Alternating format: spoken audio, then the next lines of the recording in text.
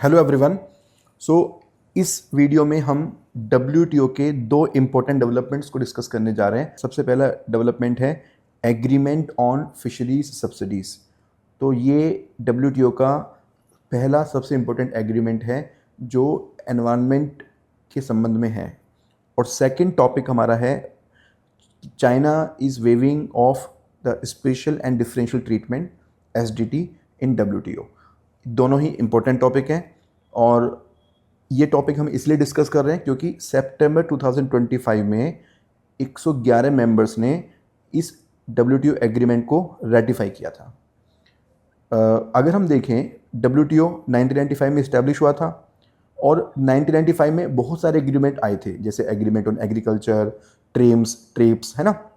लेकिन उसके बाद अगर सबसे पहला एग्रीमेंट देखें, इस्टेब्लिशमेंट 1995 में होने के बाद सबसे पहला एग्रीमेंट 2013 में आया, जहाँ पे ट्रेड फैसिलिटेशन एग्रीमेंट साइन किया गया था जो कि 2016 से इम्प्लीमेंट हुआ।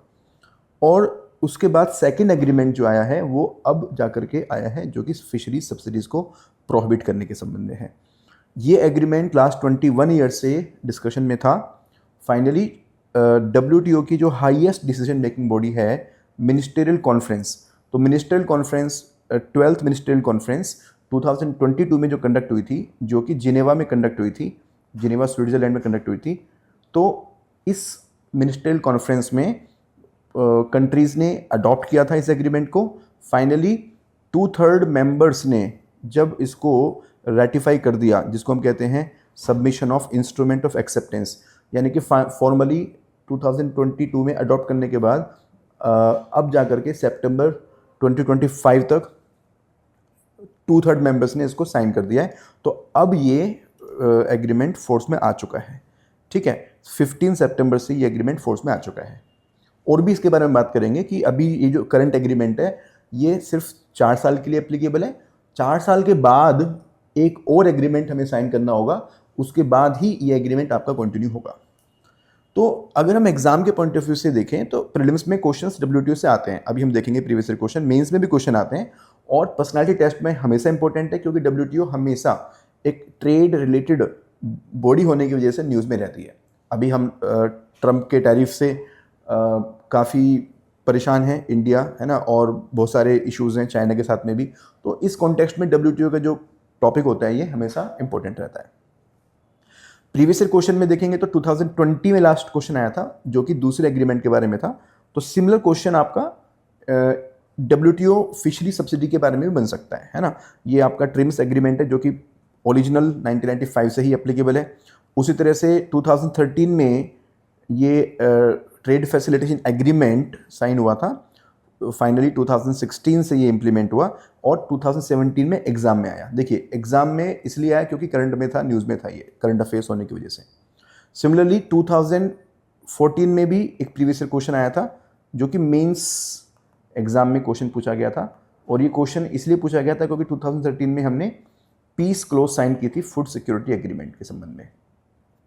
ठीक है, तो यानी कि चांसेस हैं कि जब भी कोई इस तरह का एग्रीमेंट साइन होता है तो एग्ज़ाम में क्वेश्चन आ सकता है। सो अगर हम बात करें जो मेन टॉपिक है इस एग्रीमेंट का वो है फिशरी सब्सिडी। तो सब्सिडी क्या होती है? सब्सिडी मतलब कोई भी जो गवर्नमेंट बेनिफिट है अपने सिटीजन को दिया जाता है उसको हम सब्सिडी कहते हैं। और क्योंकि ये सब्सिडी फिशरीज़ के बारे में दी जा रही है तो ये फिशरमैन को दी जाती है और पर्पस ये होता है कि फिशरमैन की जो कॉस्ट है वो कम हो जाए, फिशरमैन की जो कॉस्ट ऑफ प्रोडक्शन है वो कम हो जाए और फाइनली उनकी जो इनकम है वो सप्लीमेंट हो। ठीक है, इस तरह से पूरे वर्ल्ड में अराउंड $22 बिलियन की सब्सिडी गवर्नमेंट्स देती हैं। ठीक है, अब देखिए ये क्योंकि एक एग्रीमेंट है तो हर एग्रीमेंट में कुछ इंपॉर्टेंट टर्म्स को डिफाइन किया जाता है। उसी तरह से जो वर्ड सब्सिडी है वो भी काफ़ी डिटेल में डिस्कस किया गया है इस एग्रीमेंट में। अगर हम देखें तो काफ़ी ब्रॉड अंडरस्टैंडिंग है फॉर द टर्म सब्सिडी। इसका मतलब ये हुआ कि कोई भी सब्सिडी, यानी चाहे वो गवर्नमेंट दे, चाहे कोई पब्लिक बॉडी दे, चाहे कोई प्राइवेट बॉडी दे जिसको गवर्नमेंट ने फंड किया हुआ है, किसी भी तरह के रूप में दे, वो चाहे वो डायरेक्टली दे, इनडायरेक्ट दे, फाइनेंशियल वे में, चाहे वो फॉरगोन या अनकलेक्टेड रेवेन्यू, यानी कि कोई उनको टैक्स कलेक्ट करने थे लेकिन उन्होंने नहीं किए, वो गुड्स के फॉर्मेट में दें, सर्विसेज के फॉर्मेट में दें, इनकम के सब फॉर्मेट में दें, या प्राइस के फॉर्मेट में दें, यानी कि एमएसपी टाइप का जैसे इंडिया में होता है हमारा। ठीक है, इसके अलावा और भी जैसे गवर्नमेंट बैक्ड ग्रांट, गवर्नमेंट ने कोई ग्रांट दी, लोन दिया, गारंटी दी, कोई इक्विटी इन्फ्यूशन किया, कोई टैक्स क्रेडिट दिया या फिजिकल इंसेंटिव दिया, मतलब डायरेक्टली इनडायरेक्टली एक या दूसरे या तीसरे किसी भी तरीके से WTO जो है वो हर सब तरह के बेनिफिट को सब्सिडी के अंदर कवर करता है। ठीक है, लेकिन अच्छी बात यह है कि जो डेवलपिंग कंट्रीज हैं उनके लिए 2 साल का रैंप अप पीरियड है। रैंप अप पीरियड का मतलब क्या हुआ कि 2 साल डेवलपिंग कंट्रीज इस अपनी जो भी उनकी एग्जिस्टिंग सब्सिडीज है उनको कंटिन्यू करेंगे, उसके बाद में वो रिड्यूस करना स्टार्ट करेंगे। हालांकि इंडिया की जो डिमांड है वो 25 ईयर्स की है, वो हम आगे जाके देखते हैं अभी। तो देखिए, जो एग्रीमेंट है वो साइन क्यों किया गया है, क्योंकि जो फिशरी सब्सिडी होती है उसका एनवायरनमेंट पर काफ़ी नेगेटिव इंपैक्ट पड़ता है। फिशरी सब्सिडीज होने की वजह से जो आपकी सब्सिडी दी जाती है, स्पेशली कैपेसिटी एनहांसिंग सब्सिडी होती है। इसका मतलब क्या हुआ कि जैसे जो हमारे जो भी बोट्स होती हैं, जो भी वेसल्स होते हैं, तो उनकी परचेज़ के लिए सब्सिडी दी जाती है या उनके फ्यूल के लिए सब्सिडी दी जाती है, ताकि अच्छी क्वालिटी की हाईली मैकेनिकल वेसल्स जो हैं वो बहुत ही बड़े स्केल पर, इंडस्ट्रियल स्केल पर फिशिंग कर सकें। इससे क्या होगा, ओवर फिशिंग होगी। ओवर फिशिंग का मतलब जितना नेचुरल रिप्लेनिशमेंट कैपेसिटी है उसके बियॉन्ड। और अल्टीमेटली क्या होगा, अल्टीमेटली जो फिशरीज का हैबिटाट है, जो नेचुरल हैबिटाट है वो डिग्रेड होगा, पॉल्यूशन भी फैलेगा, क्योंकि जो फ्यूल सब्सिडी मिलती है ऐसे वेसल्स पर, इसकी वजह से वहाँ पर जो है पॉल्यूशन फैलता है और क्लाइमेट चेंज की जो प्रॉब्लम है वो बढ़ेगी। ठीक है, अगर हम फैक्ट्स की बात करें तो रिसेंटली 2021 का ये डेटा है। 2021 में ऑल ओवर वर्ल्ड में 35% of the stocks are over exploited as compare to 10% in the 1974। इसका मतलब क्या हुआ कि 35% ऑफ द फिशरीज स्टॉक्स जो है वहाँ पर ज़रूरत से ज़्यादा फिशिंग की गई है। यानी कि 1974 में जो सिर्फ 10% था, अब जाके वो 35% हो चुका है। ठीक है, नीड ऑफ द एग्रीमेंट इसलिए भी है क्योंकि यूनाइटेड नेशन के जो SDG हैं वहाँ पर SDG 14 है, और SDG 14 जो है वो इस तरह की किसी भी सब्सिडी को एलिमिनेट करने की बात करता है। तो SDG 14 जो है, this is dealing with the life below water, यानी कि वाटर संबंधित जो इश्यूज है उनके साथ डील करता है। और यहाँ पर जो टारगेट 14.6 है, ये देखिए साफ साफ कहता है and subsidies contributing to over fishing. जो भी सब्सिडीज ओवर फिशिंग को कंट्रीब्यूट करते हैं उनको हम ख़त्म करना चाहते हैं। और 14.4 इज़ अबाउट सस्टेनेबल फिशिंग। तो SDG 14 को अचीव करने के लिए हमें WTO का ये एग्रीमेंट बहुत ही हेल्पफुल होगा। तो हम देखते हैं कि ये जो एग्रीमेंट है ये फर्स्ट एग्रीमेंट है जो एनवायरमेंट सस्टेनेबिलिटी को लेकर साइन किया जा रहा है WTO में। ठीक है, तो WTO में बहुत सारे एग्रीमेंट हैं, जैसे एग्रीकल्चर को लेकर एग्रीमेंट है, या फिर ट्रेड मेजर्स को लेकर एग्रीमेंट है, या फिर इंटेलेक्चुअल प्रॉपर्टी को लेकर एग्रीमेंट है, लेकिन एनवायरनमेंट को लेकर के इस तरह का फर्स्ट एग्रीमेंट है WTO के अंदर। और जो मेन गोल है that is to control the subsidies which contribute to the overfishing and specially illegal, unreported and unregulated fishing. तो ये देखिए, ये कीवर्ड्स हैं।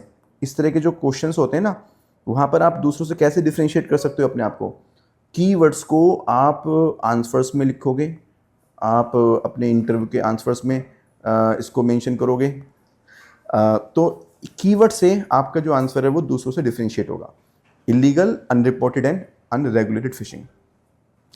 अब हम देखें तो करंटली जो हमारा एग्रीमेंट है ये हमारा फर्स्ट पैक्ट है। बेसिकली देखिए, फिशरी सब्सिडीज पैक्ट में ये जो हमारा एग्रीमेंट है, यहाँ पर 2 पार्ट हैं। फर्स्ट पार्ट जो अभी साइन हो चुका है, और सेकंड पार्ट जो 4 साल बाद साइन होना है। तो जो फर्स्ट पार्ट है वो अभी जो साइन हो चुका है, यहाँ पर हम मोस्ट हार्मफुल सब्सिडीज को कवर कर रहे हैं। मोस्ट हार्मफुल सब्सिडीज का मतलब हुआ जो सब्सिडी वेसल्स को दी जाती हैं और ऑपरेटर्स को दी जाती हैं फॉर IUU फिशिंग।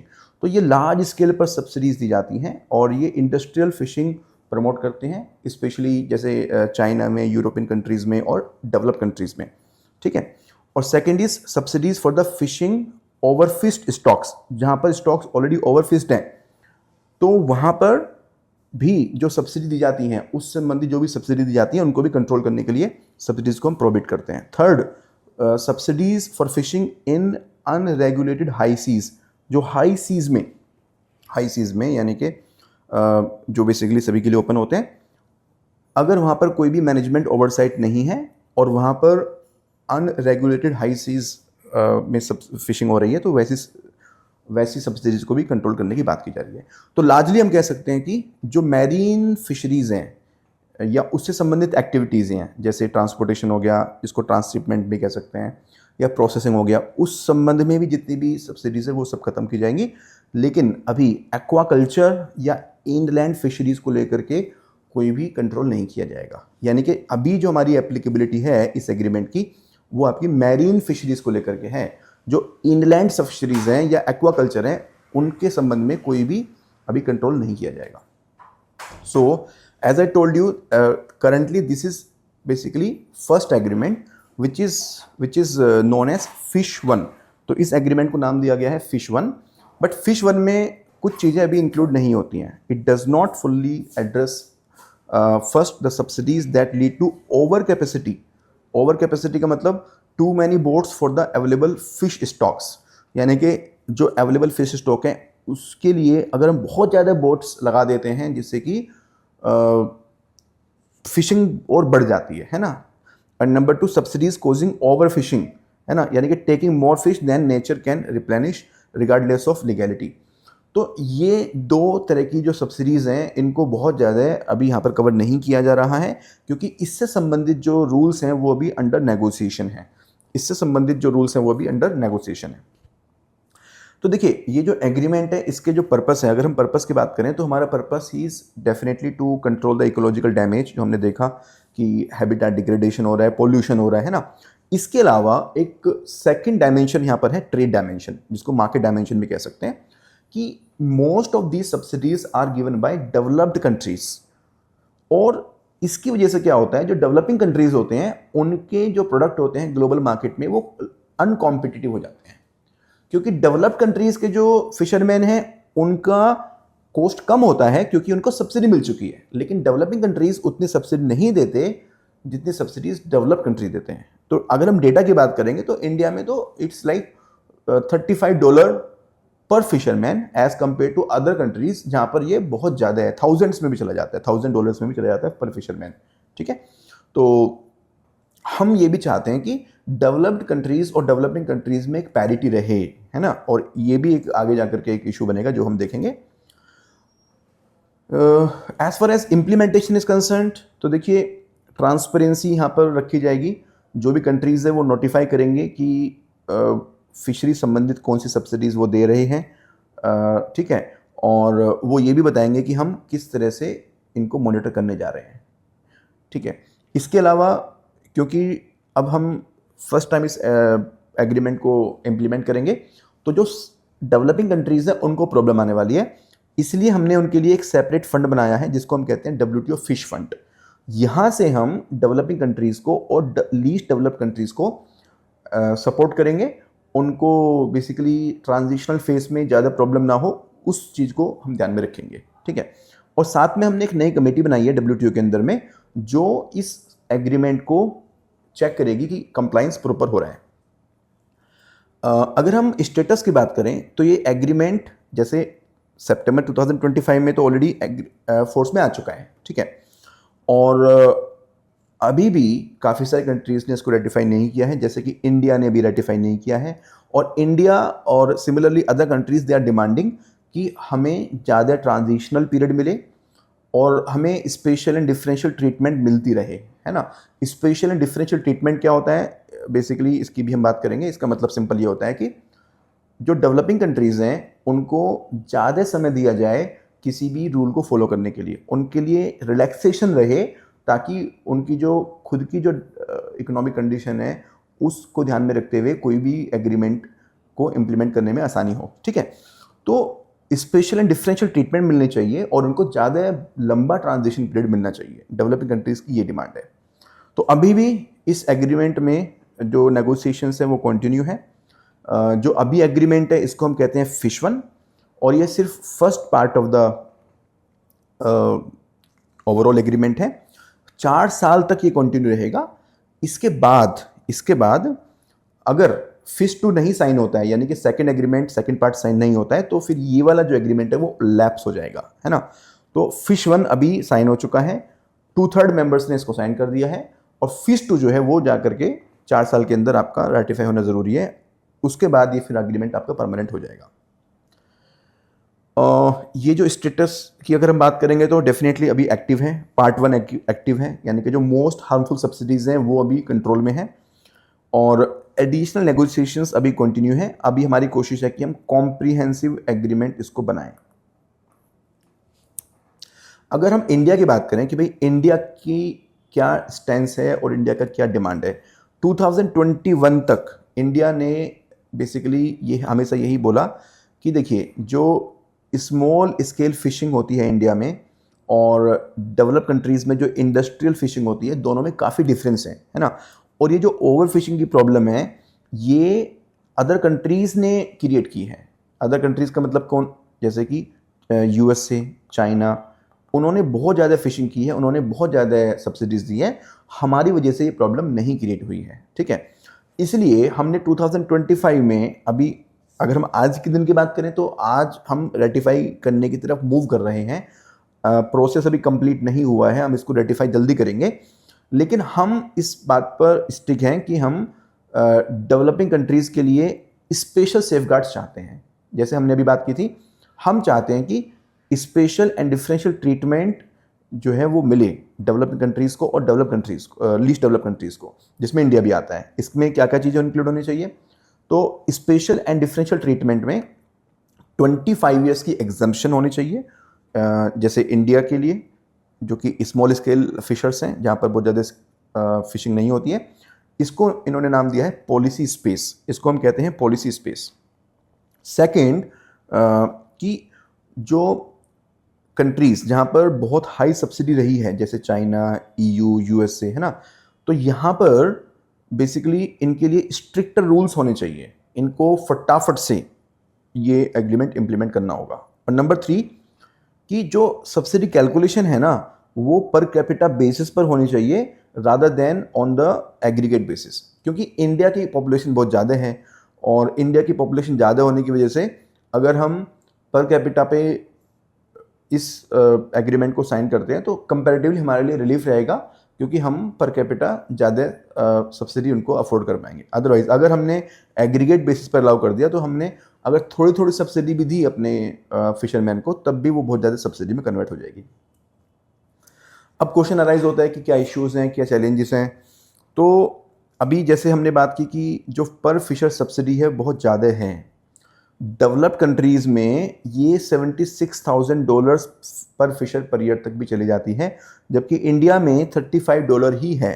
तो देखा जाए तो ये इंडिया के लिए, तो इंडिया इसमें बहुत कंट्रीब्यूशन नहीं करता है। India is almost non contributor, है ना। दूसरी बात यह है कि इंडिया कह रहा है कि यहाँ पर हम कॉमन बट डिफरेंशिएटेड रिस्पॉन्सिबिलिटी का कॉन्सेप्ट इंप्लीमेंट करेंगे, CBDR। जिस तरह से हमारा जैसे पेरिस क्लाइमेट ट्रीटी है या और भी कोई एनवायरमेंटल ट्रीटी हैं, सब जगह पे एक ही प्रिंसिपल काम करता है डेवलपिंग कंट्रीज़ के लिए, common but differentiated responsibilities and respective capabilities. इसका मतलब ये हुआ कि देखिए, डेवलप कंट्रीज़ के लिए और डेवलपिंग कंट्रीज़ के लिए one size fits all approach नहीं हो सकता। दोनों के लिए रूल्स सेम नहीं हो सकते, क्योंकि दोनों की जो हिस्ट्री है वो अलग रही है, दोनों का जो प्रेजेंट इकोनॉमिक कंडीशन है वो डिफरेंट है, ठीक है। तो ये CBDR वाला जो पॉइंट है, ये बहुत इंपॉर्टेंट पॉइंट है। और थर्ड, इम्प्लीमेंटेशन में भी इश्यूज रहेंगे, क्योंकि डेटा हमें चाहिए ट्रांसपेरेंटली। हमने हालांकि बोला है कि जो कंट्रीज़ है वो अपनी तरफ से खुद डाटा पब्लिश करेंगे, लेकिन उसमें ट्रांसपेरेंसी रहे, कंप्लीटली रहे, ये एक देखने वाली बात है। दूसरी बात है कि रेगुलर रिपोर्टिंग होती रहे, कि रिपोर्टिंग जो है वो रेगुलर होनी चाहिए। और थर्ड है technical capacity building for the developing Nations. Developing Nations के लिए टेक्निकल कैपेसिटी बिल्डिंग होना बहुत ज़रूरी है, ताकि वो अपने डेटा को ट्रांसपेरेंटली रिपोर्ट कर पाएँ और हर काम को अच्छे से कर पाएँ। इंडिया पहले इस पैक्ट के फेवर में नहीं था, लेकिन अब करंटली इस पैक्ट को इंडिया सपोर्ट कर रहा है, क्योंकि इंडिया हमेशा ही एनवायरमेंट कोज का चैंपियन रहा है। इंडिया जो है वो हार्मफुल फिशरिंग प्रैक्टिसेस को कंट्रोल करना चाहता है और हम भी मैरीन बायोडाइवर्सिटी को प्रोटेक्ट करने में बिलीव करते हैं। देखिए, इंडिया में हमेशा ही एनवायरनमेंट को रिलीजन से लिंक किया गया है। जैसे हमारे यहाँ पे वारा अवतार है, हमारे यहाँ पे मत्स्य अवतार है, तो हम फिशरीज़ को भी बेसिकली अपने भगवान विष्णु के अवतार के रूप में देखते हैं। हम हमेशा ही समुद्र के अंदर जो नाग रहते हैं, जो स्नेक्स रहते हैं, उनकी भी पूजा करते हैं। हम पाताल लोक को भी मानते हैं। तो इंडिया का जो ट्रेडिशन रहा है, हमेशा ही हम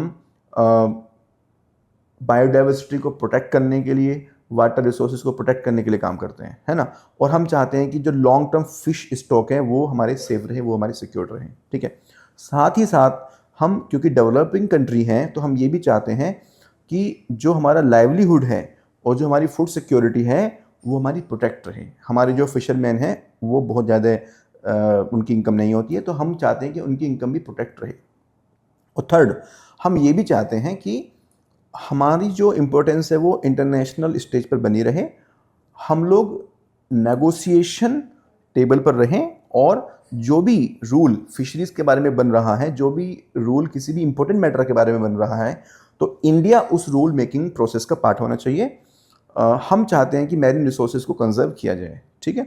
तो इंडिया चाहता है कि कोई भी डेवलपिंग कंट्री के लिए रूल बनता है तो वो हमारे फेवर में हो, और कोई भी जो ग्लोबल रूल बनेगा वो ऐसा ना हो कि जो हिस्टोरिकली हाई सब्सिडी नेशंस हैं उनकी फेवर में चला जाए, ठीक है।